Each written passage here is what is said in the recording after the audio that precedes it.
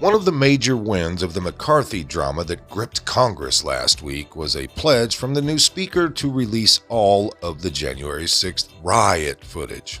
Here's some of Newsweek's version of what took place.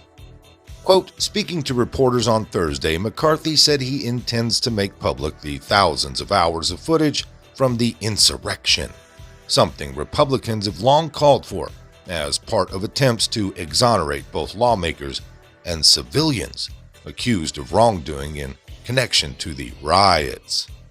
McCarthy said that he would consider releasing all the footage as the, quote, public should see what happened that day, unquote, rather than rely on the report from the House Select Committee, which investigated the attack. So really, what possible rationale could there be 2+ years later for the government to continue to hide from the public the publicly funded surveillance footage documenting the, quote, greatest attack on our democracy since the Civil War, as Democrats have branded it in the People's House, and of course our drooler-in-chief repeated in at least one speech. So what are we really, citizens or serfs to these people?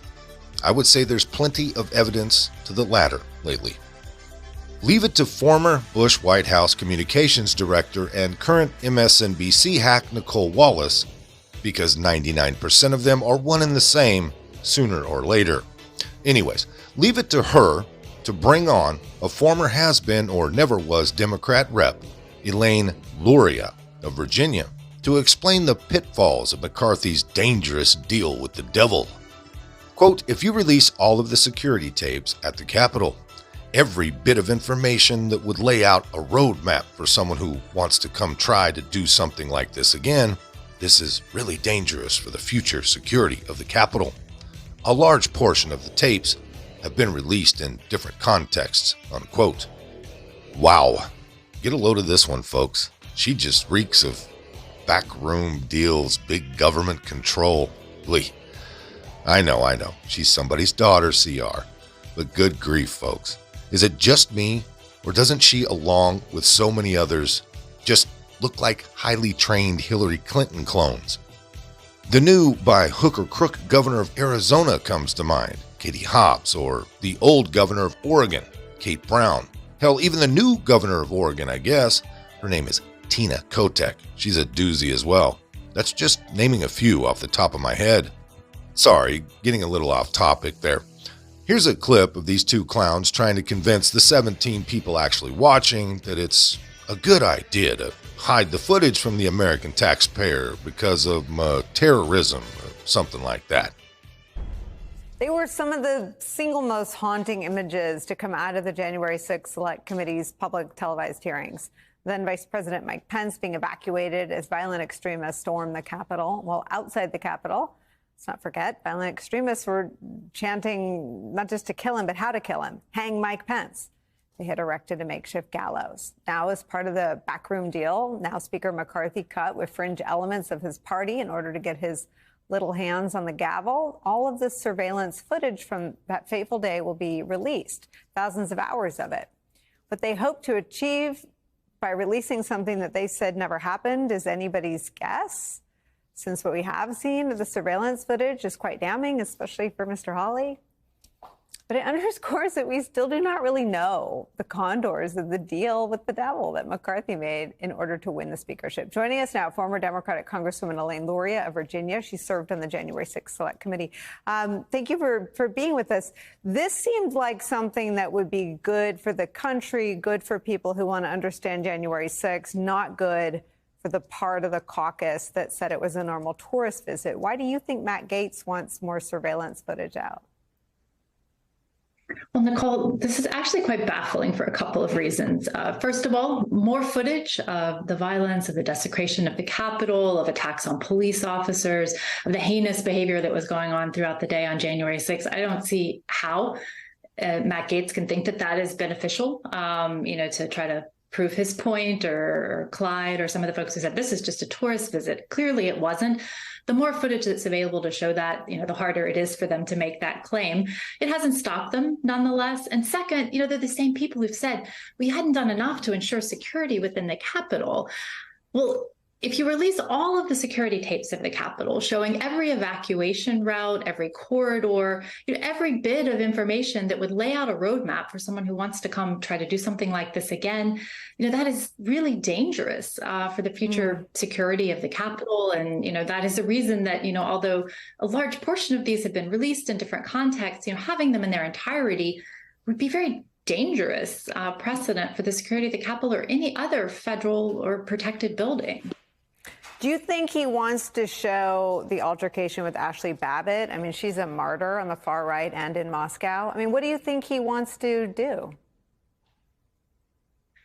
Well, on the aspect of that, and I've thought about this a lot, the incredible amount of restraint that was used by those officers throughout the Capitol, whether they be Capitol Police, Metropolitan Police, responding that day and just literally getting brutally attacked themselves.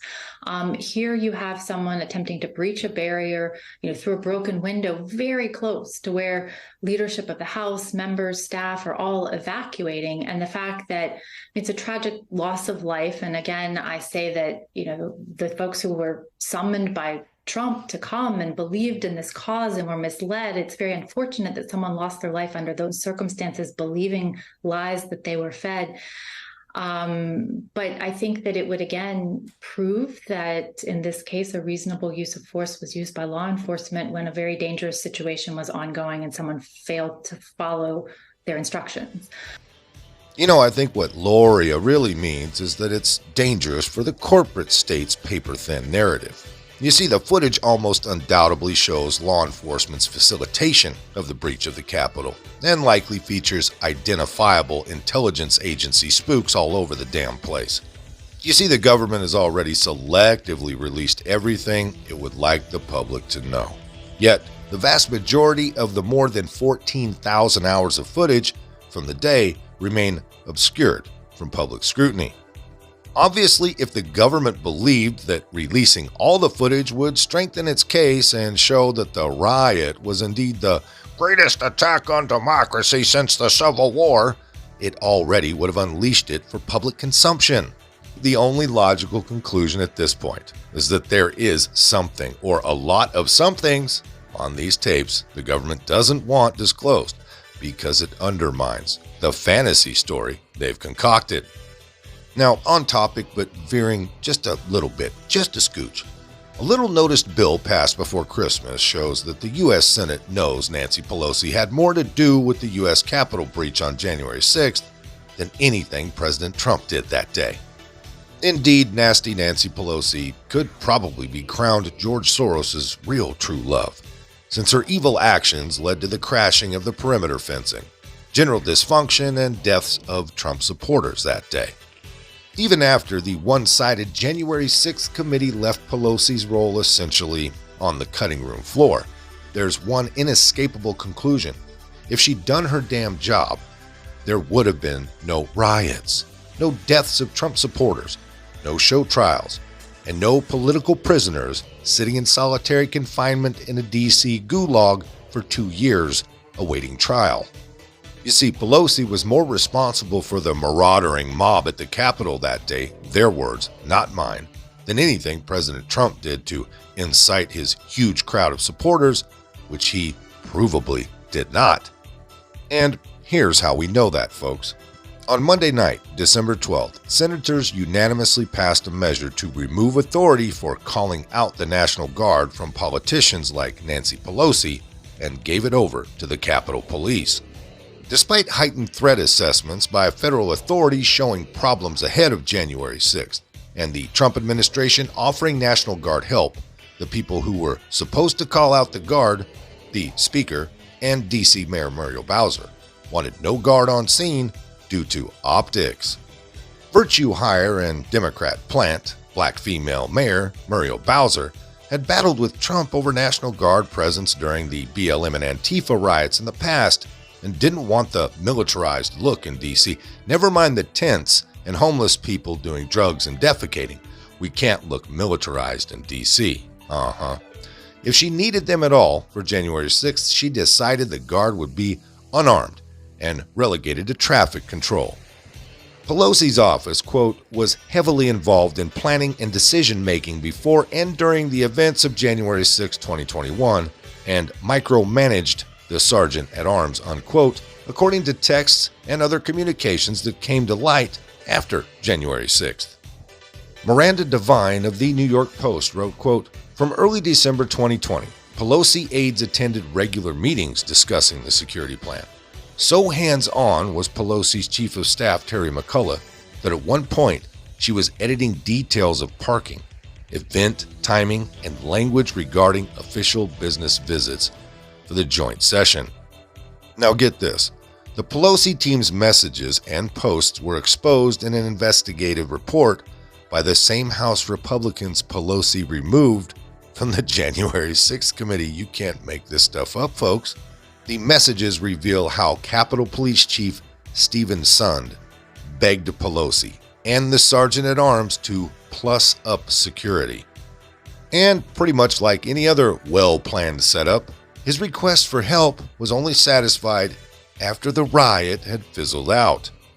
The New York Post reported that the GOP investigation showed that, quote, House Sergeant-at-Arms Paul Irving, who answered to Pelosi as one of 3 voting members of the Capitol Police Board, succumbed to political pressures from the office of Speaker Pelosi and House Democrat leadership, was compromised by politics, and did not adequately prepare for violence at the Capitol, unquote.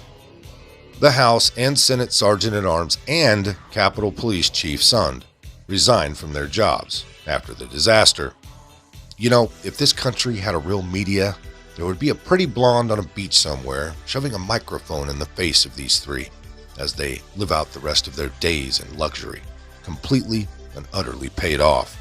Anyways, back to the timeline.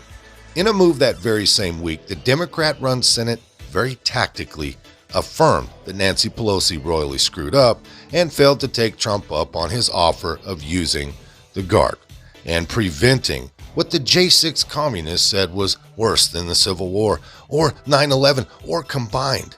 How incredibly insulting, folks. Of course, after the unrest, neither one of these ass clowns was held accountable for failing to act, and the aftermath of the breach was more politicized than anything we've seen since the FBI and Hillary Clinton worked with actual Russian spies to create a fiction that Trump was a Russian secret agent.